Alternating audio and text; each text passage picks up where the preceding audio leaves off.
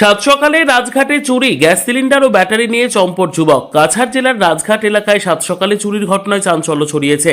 একটি বাড়ি থেকে গ্যাস সিলিন্ডার ও ব্যাটারি চুরির অভিযোগ উঠেছে এক যুবকের বিরুদ্ধে। স্থানীয়দের দাবি নেশার টাকা জোগাড় করতে এই চুরি। রাজঘাট এলাকার একটি বাড়ি থেকে বৃহস্পতিবার সকালে একটি গ্যাস সিলিন্ডার ও একটি ব্যাটারি চুরির ঘটনা ঘটে। স্থানীয়দের অভিযোগ, চুরির সঙ্গে জড়িত যুবকের নাম বুলবুল হোসেন। জানা গেছে তার বাড়ি জামালপুর এলাকায়। এলাকাবাসীর দাবি, অভিযুক্ত যুবক দীর্ঘদিন ধরে নেশায় আসক্ত। তাদের অনুমান, নেশার জন্য অর্থের প্রয়োজন হওয়ায় সে এই চুরির ঘটনা ঘটিয়েছে।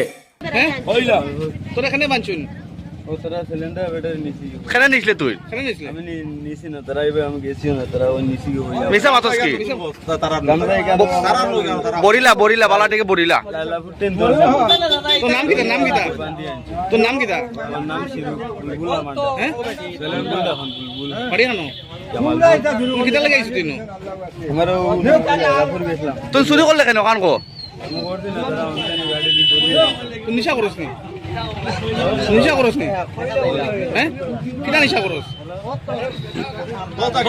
কিটা নিশা করছ ডাকছ নিশা করছ কত বছর থেকে কত বছর থেকে ডাকছ নিশা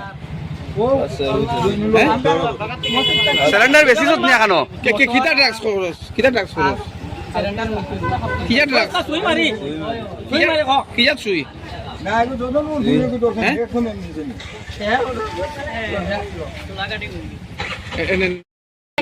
আমরা ফুনাবাড়ি এখন আছে গোসরা তো হয়ে গেছে গেজি খাইছে ওর বাড়ি দাদার বাদে আমি কইছি না আমরা খালি মা হুয়া থাকি বাদে গেছে গিয়া হে কইছে সাদা খাওয়া কইছে না সাদা আমি খাই না এর বাদে উঠি আইছে এর বাদে খালকু হয়ে গেছে আমরা তার কাছে মানুষ দেখুন বেটিন দে মাঝে দিকে জমা দি কথা ছিল বাদে বেটিনটা কইছে না আছে ভাই ফত এর বাদে গরো ইয়া দেখি আমি হামাইয়া কিছু নাই